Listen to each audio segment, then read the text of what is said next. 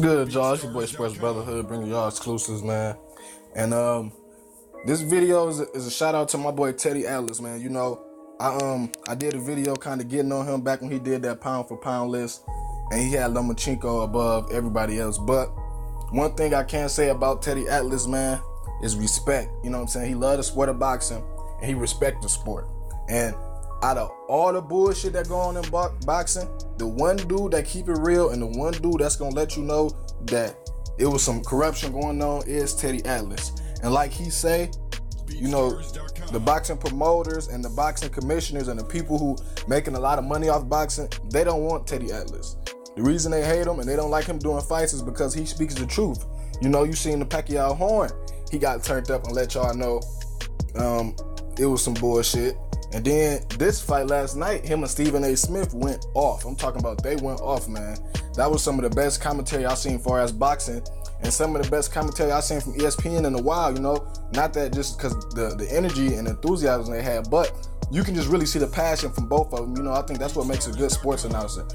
People want to see passion when it comes to controversy about your sport. We don't want just no dull, paid off opinion. You know, we don't want just no plain opinion. We want to see some emotion. We want to see how you really feel, because we might feel the same way or we might disagree. So shout out to them, man. Last night, ESPN, if you ain't catch it, go watch it, man. It was real good. Teddy Atlas really turned up. But I just want to really talk about what he was mad about, man. And he was just basically really upset that once again boxing has failed us, man. I said it in previous videos. Once again, boxing has failed us. You know, and Teddy was saying that it's so sad, man, because this lady has a history of bad calls. She was, I think, a previous Timothy Bradley fight. They were trying to get her off the card. She still judged it. And shout out one of my subscribers. He let me know that the UFC actually kicked that judge off from doing UFC matches. So that kind of just give you some more insight into how the hell she even, you know what I'm saying? Why the hell is she even judging a mega fight like this, you know? But basically, you know, Teddy was just telling Steven, like, man, look, you know, I'm a boxing purist, man. This is what I love. I love this sport. And it's hard for Teddy, as like you could tell, man, that man really loves boxing, you know, like really, really deep down in his heart love it. And you could tell he was really hurt, man, because he didn't seen this throughout the years. You know, this is not the first corruption in boxing. Boxing been kind of corrupt from the start, sadly enough to say. It's a great sport, but it's been corrupt, man. And that's what held boxing back, you know what I'm saying? And Teddy was just explaining that she gonna still be able to continue to judge again. And he was just saying that it's just sad that, you know, everybody, you know, like even with the predictions, Teddy was saying a lot of people was right. Even he was right. He said, I was right. And he said, but I can't enjoy me being right. You know what I'm saying? I can't, what's the word I'm looking for? He's basically saying, like, he can't explain his side of being right. You know what I'm saying? He can't take his glory for predicting the fight right. Not saying you get something from it, but it's as a sports journalist and as somewhat independent sports cover, when you get your predictions right, you know, you want to validate that. And that's what we basically saying. He couldn't validate his correct prediction because of this horrible judge. You know, she really ruined a great night for boxing.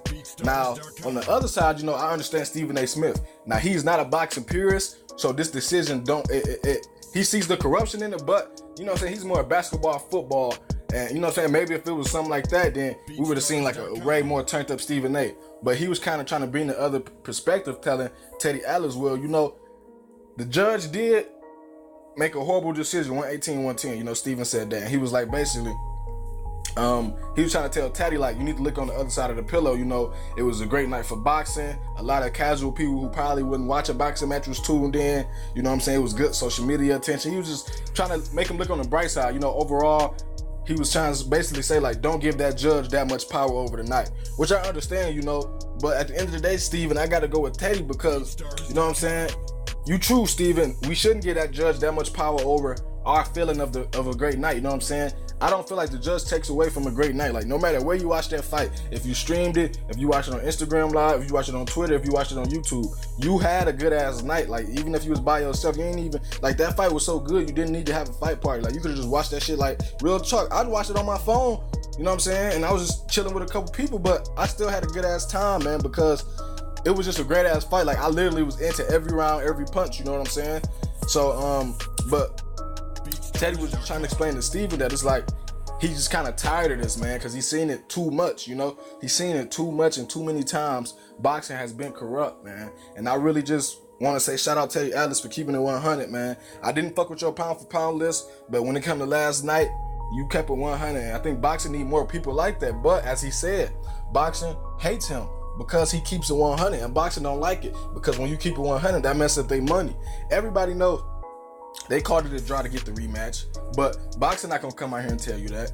You know what I'm saying? There's no way in hell you seen the fight 118, 110, like you had to get paid off. I can see if there was, at least if there was 5%, maybe even 2% of people saying, okay, I can agree with her scorecard. Now, we may have problems over who won or who lost. I get that. I'm not arguing that. But I'm talking about the 118 and 110.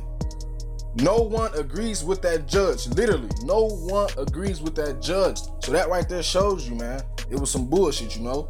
But, like I told y'all, if y'all didn't get to check out ESPN last night after the fight, please go and do it now. It should be up on YouTube. You know, Teddy Atlas and Stephen A. Smith, they went at it for almost 20-30 minutes, man. Some good conversation. You find out some key things you didn't know, like you know, the boxing commissioner for the IBF years ago, he was caught getting money into his account. And then there was another female judge years ago. She also got caught, I think they say, with like 30,000 in her account after a bad decision. So Teddy knows this boxing. He gonna update you on some stuff you didn't know, and he's really gonna break it down, man, and keep it 100. If you want the real raw truth, go check out that Stephen A. Smith and Teddy Atlas breakdown of the Triple G Canelo. This your boy Sports